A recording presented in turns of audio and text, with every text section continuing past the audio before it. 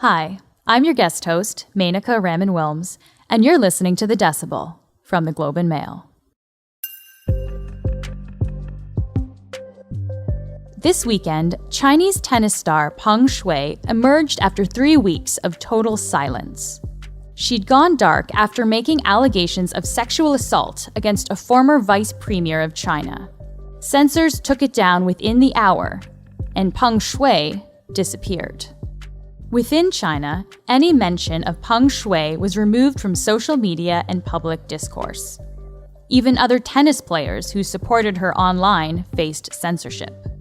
Meanwhile, outside of China, people began wondering what was happening. The Women's Tennis Association and other players like Naomi Osaka and Serena Williams started asking, where is Peng Shuai? That question has become a rallying cry on social media as a hashtag.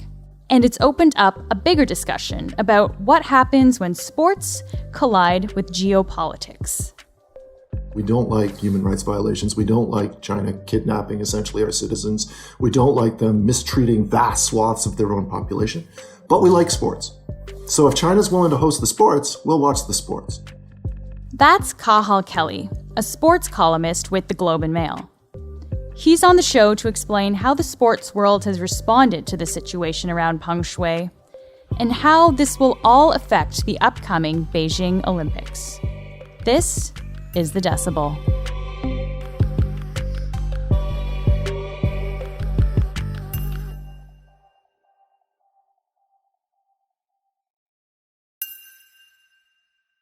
Cathal, thank you so much for joining us today.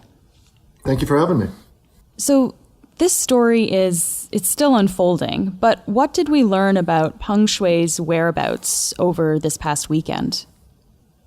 Well, a lot happened, much of it in a kind of Keystone Cops fashion where the WTA's, the Women's Tennis Association, demands that China produce Peng Shuai, eventually began to be picked up by other sports organizations and then by world leaders, which is the point at which you would imagine China started to get worried about it. And then she turned up on the social media feeds of the editor-in-chief of a Communist Party newspaper, out and about in public, doing, as you do, being recorded, having dinner where people talk about the date so that you can date stamp it, and then being seen at a tennis tournament. When that didn't turn out to be enough, she then did a half-hour video chat with IOC President Thomas Bach and other officials in which she described herself as safe and said that she wanted privacy, and Bach described her as relaxed. So I think at this point, the WTA is not dropping the ball on this. The WTA is now pushing for a full investigation into what started this, which is an accusation of sex assault against a top official. But I think it's probably the end of this saga as a cause celeb. And just to go back to the response, how were these interactions, these videos that were released, how were these viewed by people? I think most people would say Thomas Bach is not everybody's favorite person, but I think most people would concede he is an honest broker. I don't know if the general public is going to get a chance to judge her responses. I think what they've done is effectively neutered this as an enormous story. It's still going to be a story, but as a sort of story that leads newscasts, it's probably done. You talked about the WTA, the Women's Tennis Association. They've threatened to pull out of a huge deal with China over concerns for Peng's safety and treatment. They're not satisfied with these videos, but what leverage do they actually have with China? There'd be money on the one hand. They stage a major championship there called the China Open. So we're talking millions and millions of dollars, which I don't imagine matters all that much to China. It would matter a lot to the WTA. But what I think it is moral suasion. This is, if you want to put the focus on someone in a very bright way that catches a lot of imaginations, sports is a great way to do it. And especially with the Beijing Olympics coming up, this is the kind of scrutiny that China doesn't appreciate, which is how you can see, in most cases, you would imagine they would not have bent at all. They've bent a fair bit here and obviously brought Bach in as an intermediary to try and quell this. So the WTA's leverage, it's less than they had 2 days ago when Peng had not been produced and we didn't know where she was. But it's still, I think, considerable. They can keep banging this drum. And of course, it suits them because it talks directly to their membership. Like, I mean, this is a grassroots up movement. This didn't start with the WTA. This started with individual players like Naomi Osaka wondering aloud, where is Peng? And then her bosses picked up that chant. So I think that will continue on. And of course, this is not the first time that we've seen Chinese politics clash with sports figures as well. The NBA is of course another example, and they were eager to put that behind them. Is the yeah, that's one way of putting it. Yeah, eager. Well, do you see the WTA's response as any different, or is this going to change anything? Well, the NBA folded up like a cheap tent as soon as it was like a soft breeze made the NBA collapse. And this is when one of their highly touted executives just kind of waded in very tepidly into the free Hong Kong debate. Daryl Morey, the former GM of the Houston Rockets. The NBA just wiped their hands of Morey at that point, and he had to issue almost immediately a groveling apology. The NBA did likewise in order to protect their business interests. So you would say that the WTA has shown a lot more spine than the NBA. In this instance, they're not backing down. But on the other hand, the WTA doesn't really need China. China is great, but they could just move that tournament to the Middle East, or, it's quite easy for them. So I'll credit them for spine. Is it going to change anything? Well, I think no. And once the Beijing Olympics comes in and sports washes all their problems away for 3 weeks, we really will have forgotten it happened. You recently wrote in one of your recent pieces over the weekend about how China has kind of bungled its response to this situation, but also that bungled response doesn't really matter. Why doesn't it matter? It doesn't matter because it worked. We look at those videos and the ham-fisted way in which they're recorded. Like in one instance, obviously it's no good to just show a video of her. You also have to timestamp it somehow. But how do you do that and make it look natural?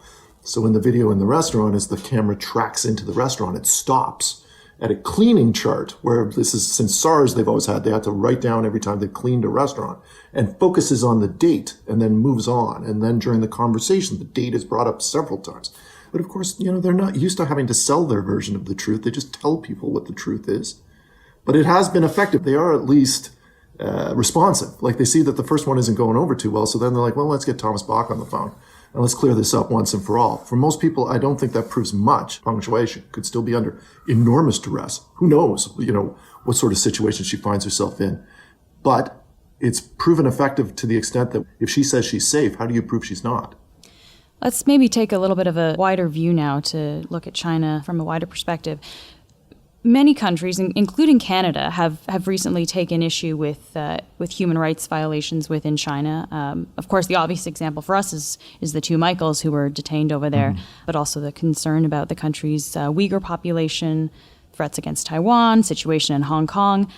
I guess if all of those things are not inciting a response from the global community against China, what's the likelihood that a situation like this will? Is this any different? The way I try to describe this is this is the conflict between what we believe and what we like. Usually what we believe and what we like match up. Like, I believe that flower arranging is the greatest human activity, and I like flower arranging.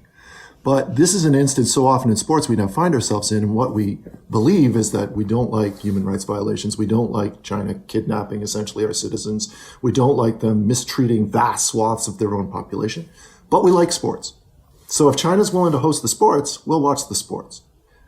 That compromise is being made constantly now, and I don't know that anything has changed. You don't see sports viewership dipping off the radar because of some scandal that has embroiled the NFL or the Olympics or the World Cup. The World Cup is about to be staged in a country that essentially used slave labor. Will people watch the World Cup? Absolutely. It'll be the most watched thing in the world next year. So this is the conflict between what we believe and what we like, and what we like always wins. The only thing I'll just push back with is there's a Chinese athlete here that's involved. So with these disappearances, I guess, within China, does that change anything? It's important to note that Peng Shuai hadn't played tennis in nearly a couple of years. Like, we're talking essentially about a former tennis player. So it's not like she would be missed off the stage, and she was a top-ranked doubles player, but never a top singles player. I mean, that is the power of sports. An athlete's power lies in the fact that she or he appears on your television regularly. You expect to see them. And unlike any other sort of entertainer, if they go away, you start to wonder, well, where is she? She doesn't have that power in China anymore because she doesn't play tennis.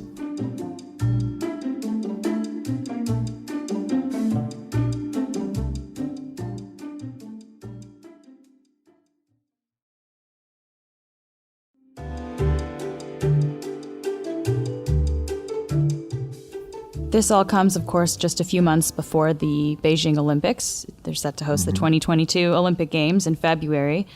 What effect will this have on the upcoming Olympic Games in Beijing? I think it's a tone setter. I don't know if it's going to have any concrete effects. People will write it, of course.